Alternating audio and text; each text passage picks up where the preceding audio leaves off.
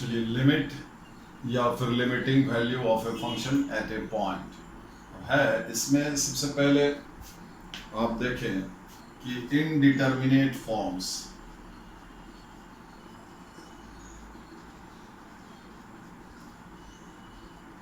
Mathematics में function का ये वो फॉर्म्स है जिसका डेफिनेशन अभी तक नहीं दिया गया। अगर किसी पॉइंट पर फंक्शन ये सब शकल ले ले, 0/0, infinity by infinity, infinity minus infinity, infinity power 0, infinity into 0, 0 का पावर 0, 1 का पावर इन्फिनिटी, ये सब फॉर्म अगर किसी पॉइंट पर फंक्शन ले ले तो ये सब फॉर्म्स का डेफिनेशन नहीं दिया गया, इसलिए इसको इनडिटरमिनेट फॉर्म्स कहा जाता है। और जिस पॉइंट पर ऐसा फंक्शन शकल ले लेता है उस पॉइंट पर फंक्शन का एग्जैक्ट वैल्यू नहीं, लिमिटिंग वैल्यू मिल सकता है। मिलना जरूरी नहीं है, मिल सकता है, ठीक है। तो limiting value is not the exact value, ये फंक्शन का किसी पॉइंट पर आसपास का मान बताता है, आसपास का वैल्यू बताएगा, एग्जैक्ट वैल्यू नहीं, ठीक है। जैसे अगर हम एक फंक्शन लेते हैं fx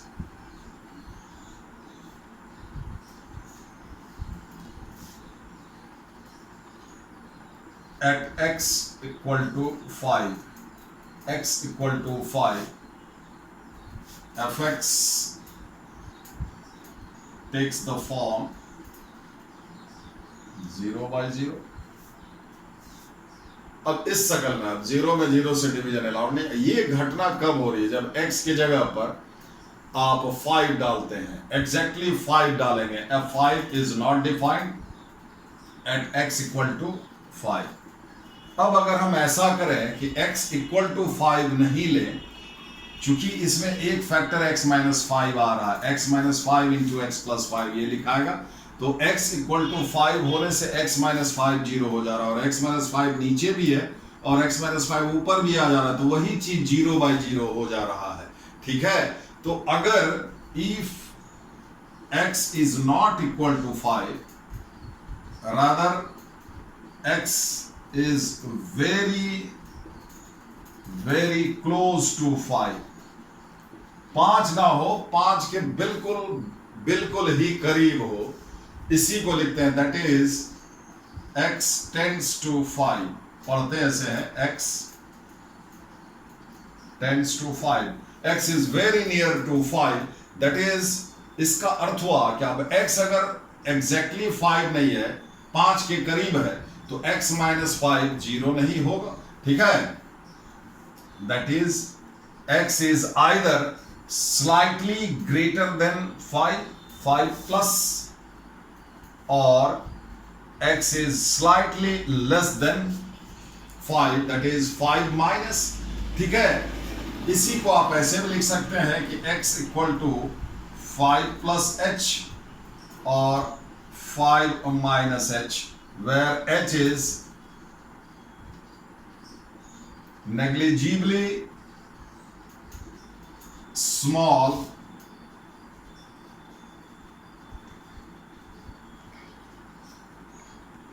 where h is negligibly small positive quantity।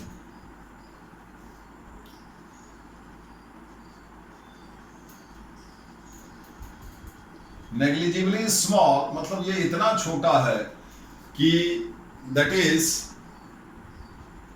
ये इतना छोटा है कि किसी में इसको जोड़ने या घटाने से उसके मान पर नेग्लिजिबल असर पड़ता है, ठीक है। यानी कि आप x बराबर 5 प्लस h, सो 5 से में ये थोड़ा सा, ये 5 को ज्यादा कर देगा, ये 5 को थोड़ा सा कम कर देगा, because h is negligibly small positive. जैसे 5 प्लस h का अर्थ हुआ x टेंडिंग टू 0, ये 5 से थोड़ा ज्यादा, थोड़ा मान लीजिए 0 0 बैठा कर मान लीजिए 1 लेते हैं, तो 5 और इस नंबर में, 5 और इस नंबर में जो 5 प्लस h लिखे हैं, 5 और इस नंबर में जो फर्क है, जैसे आप लिखते हैं 5.0000, बहुत सारा जीरो लिए बाद, तो 5 और इस नंबर में जो फर्क है वो ये 0.000 ये आपको 601 है।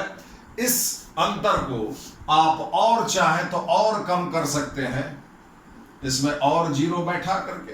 तो कहने का मतलब 5 प्लस ये हुआ 5 प्लस और ये हुआ 5 माइनस, जैसे 4 पॉइंट जितना 9 इस पर बैठा सके। ये बिल्कुल प्रैक्टिकली देखिए, ये दोनों अगर ऐसा आता मैथमेटिकल कैलकुलेशन में, इसको हम लोग 5 लिख देते हैं, इसको भी हम लोग 5 लिख देंगे।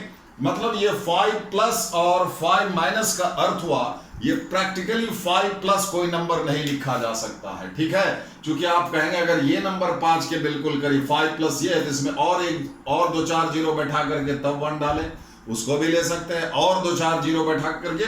मतलब प्रैक्टिकली 5 प्लस 5 ही हुआ और 5 माइनस 5 ही हुआ। लेकिन आप अपने दिमाग में ये बैठाइएगा व्हेन x टेंड्स टू 5, तो ये बैठाइएगा कि x टेंड्स टू 5 है तो x 5 के इक्वल नहीं है, उससे स्लाइटली लेस या फिर स्लाइटली ग्रेटर है। लेकिन मामला जब 5 प्लस या 5 माइनस का आपको कैलकुलेशन में आएगा तो 5 प्लस के लिए भी आप वेरिएबल की जगह पर 5 ही रखेंगे लिखेंगे, और 5 माइनस के लिए भी आप वेरिएबल की जगह पर 5 ही रखेंगे। मतलब 5 प्लस या फिर 5 माइनस टेक्निकली आप सोचेंगे, लेकिन प्रैक्टिकली 5 प्लस 5 ही हुआ और 5 माइनस भी 5 ही हुआ, यानी कि 5 प्लस h 5 ही हुआ और 5 माइनस h 5 ही हुआ, प्रैक्टिकली नॉट टेक्निकली, ठीक है।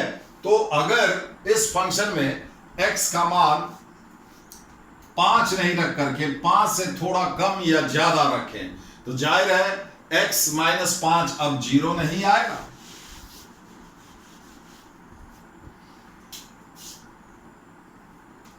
If x tends to 5 then x minus 5 is not equal to 0. Then fx जब x minus 5 0 नहीं होगा, इस चीज को आप x minus 5 into x plus 5 लिखिए, तो x minus 5 चूंकि 0 नहीं है, आप 0 और 0 को कैंसिल नहीं कर सकते, वो तो नॉन जीरो नंबर आएगा, ठीक है, बहुत ही छोटा है लेकिन आएगा। इतना तो तय है कि 0 नहीं होगा तो आप कैंसिल कर सकते हैं, तो आपको fx तब हो जाएगा x plus 5। तो जाहिर है कि अगर x टेंड्स टू 5 है तो fx अब ये जो है ये ले लिया, अब x 5 के करीब रख रहे, टेंड्स टू 5, तो ये जो 5 के करीब मतलब x 5 से थोड़ा कम या थोड़ा सा ज्यादा, तो x को 5 के करीब रखेंगे तो ये चीज 10 के करीब आएगा। x को 5 के करीब करिएगा 5 से ज्यादा वैल्यू लेकर के, यानी कि x 5 प्लस h तो ये 10 प्लस आएगा, और 5 माइनस करेंगे तो ये 10 माइनस आएगा। मतलब अगर आप x को 5 के आसपास रखिएगा तो fx 10 के आसपास आएगा, मतलब 10 से थोड़ा कम या फिर 10 से थोड़ा ज्यादा, ठीक है। सो इसी को हम लोग आप ये कहते हैं limiting value, that is limit x tends to 5, ठीक है।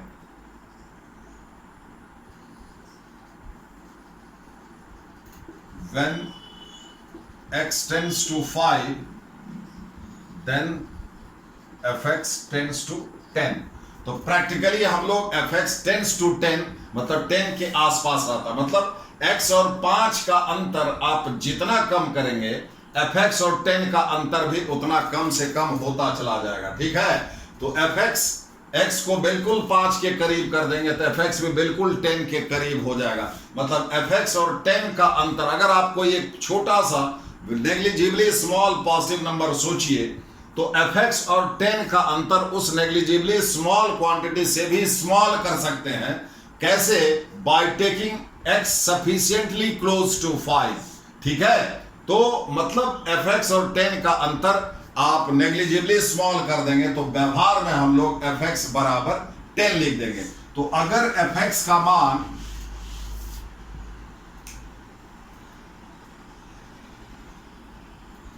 x बराबर अगर आप 5 प्लस लेते हैं तब fx का मान निकालते हैं, तो ये आप x का वैल्यू 5 से थोड़ा ज्यादा लिए, 5 के राइट चले गए, तो जो फंक्शन का मान जो भी वैल्यू आएगा वो राइट हैंड लिमिट कहलाएगा। और fx का वैल्यू अगर 5 से थोड़ा कम यानी कि 5 के बाएं जाएंगे तो जो fx का मान निकालेंगे तो वो लेफ्ट हैंड लिमिट कहलाएगा। तो लेफ्ट हैंड लिमिट ऐसे आप निकालेंगे कि left hand limit LHL, left hand limit यानी कि limit x tends to 5 minus, यानी limit h tends to 0 5 minus fx, और x की जगह पर आप क्या रखेंगे 5 माइनस h, ठीक है। इसी को आप f5 माइनस भी लिखते हैं, ये सब एक ही चीज है। Limit x tends to 5 minus fx, यानी कि fx का वैल्यू क्या होगा जब x का वैल्यू 5 से थोड़ा कम लिया जा रहा है। वही है, x के स्थान पर 5 में ये नेग्लिजिबली स्मॉल पॉजिटिव क्वांटिटी घटा दिए, 5 में से माइनस कर दिए तो 5 से कम हो गया। x के स्थान पर 5 से थोड़ा छोटा नंबर रख रहे हैं, x टेंडिंग टू 0, यानी कि f5 minus the value of fx when x is taken slightly less then 5, ये 5 माइनस इस तरह से ऊपर करके लिखते हैं 5 माइनस, ठीक है। तो अब आप क्या करेंगे, fx के स्थान पर आप क्या लिखेंगे x प्लस 5, और x के स्थान पर 5 माइनस h प्लस 5, ठीक है। तो ये कितना हो जाएगा h टेंडिंग टू 0, ये 10 माइनस h आएगा, 10 माइनस h, और h नेग्लिजिबली स्मॉल है, टेंडिंग टू 0, तो टेंडिंग टू 0 सिर्फ दिमाग में रखेंगे।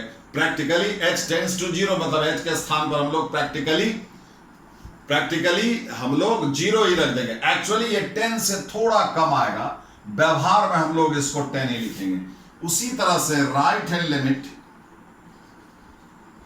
x tends to 5 plus fx, the value of fx when x is taken slightly greater than 5, यानी कि limit h tends to 0 f5 plus h, और इसी को हम लोग f5 प्लस जो लिखो ये तीनों में से, तब क्या हो जाएगा, ये वाला लेते हैं limit h tends to 0, x plus 5 है fx, तो 5 प्लस h प्लस 5,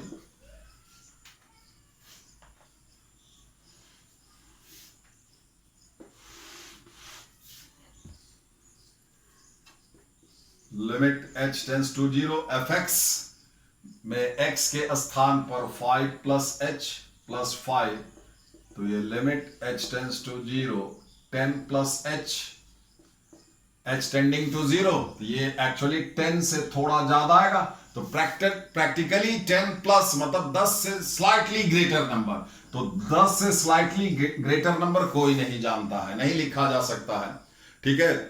चूंकि 10 और कोई भी नंबर अगर आप बोलते हैं, जैसे 10 और 10 पॉइंट, मान लीजिए आप 0001 अगर भी आप रखते हैं, ये दोनों नंबर के बीच में डिस्टेंस इतना, मतलब इस दोनों नंबर के बीच में इनफाइनाइट रैशनल और इरेशनल नंबर है। मतलब मोटा मोटी लेमैन के भाषा में ये समझिए कि ये और ये इस दोनों के बीच जो दूरी है वो इनफाइनाइट है, मतलब यहां से चल करके यहां पर कभी नहीं पहुंचा जा सकता है, ठीक है, इस गैप, ठीक है। तो नेग्लिजिबली, तो ये 10 और प्रैक्टिकली आप देखते हैं कि ये नंबर, इसको और छोटा कर सकते हैं कि प्रैक्टिकली ये 10 प्लस और 10 का जो अंतर है वो नेग्लिजिबली स्मॉल है, मतलब मैथमेटिकल कैलकुलेशन में उसका असर आप इग्नोर कर सकते हैं, इसलिए 10 प्लस को हम लोग 10 ही लिखेंगे, ठीक है। तो ये समझिए कि आप जैसे भाई यहां एग्जांपल लिए x बराबर x इक्वल टू 5 पर फंक्शन डिफाइन नहीं था, लेकिन x अगर स्लाइटली लेस देन 5 या स्लाइटली ग्रेटर देन 5 लेते हैं तो फंक्शन का वैल्यू मिल जाता है, लेकिन this is called the limiting value, this is not the exact value, और इससे मैथमेटिक्स में काम हो जाता है आपका, ठीक है। तो ये लिमिटिंग वैल्यू हुआ which is not the exact value. अब ये लिमिटिंग वैल्यू फाइनाइट इनफाइनाइट कुछ भी हो सकता है, यहां पर इस फंक्शन का लिमिटिंग वैल्यू 10 आया, ठीक है। तो ये जो 10 है ये फाइनाइट नंबर आया। अब किसी पॉइंट पर किसी फंक्शन का हो सकता है लिमिटिंग वैल्यू इनफाइनाइट भी आएगा, लेकिन इनफाइनाइट आए चाहे फाइनाइट आए यूनिक आना चाहिए। जैसे चूंकि अगर लेफ्ट हैंड लिमिट इसका निकाले और राइट हैंड लिमिट निकाले, दोनों ही 10 आया, तो लेफ्ट हैंड लिमिट और राइट हैंड लिमिट दोनों बराबर आने से ही कहेंगे कि लिमिट उस पॉइंट पर एग्जिस्ट किया, उसी को यूनिकनेस बोलते हैं। अगर x का मान 5 से थोड़ा कम रखे तो भी 10 के आसपास का नंबर मिलता है, 5 से थोड़ा ज्यादा रखे तो भी फंक्शन का 10 के आसपास वैल्यू आता है। तो x 5 के करीब रखते हैं तो fx 10 के करीब आता है। यूनिकनेस है, दोनों तरफ से, दोनों अप्रोच से एक ही क्वांटिटी को टेंड करता है फंक्शन, यानी कि 10 को।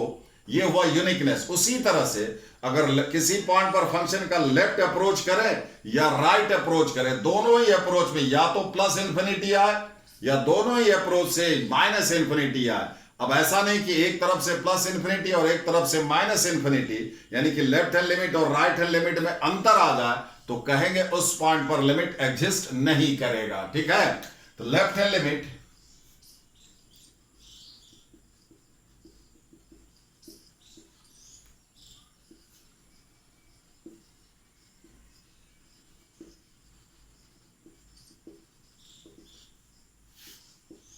Limit exists. ठीक है, अब कोई फंक्शन लेते हैं जैसे x tends to a fx। fx कोई फंक्शन है, उसका x बराबर a पर limiting the value of fx। इसको लिटरली आप समझें कि fx का value when x is taken very close to a, slightly less than a और स्लाइटली ग्रेटर देन a, तो limit x tends to a fx। तो left hand limit क्या हो जाएगा? लेफ्ट हैंड लिमिट जब x का मान x tends to a minus fx, that is the fx, the value of fx when x is taken slightly less than a।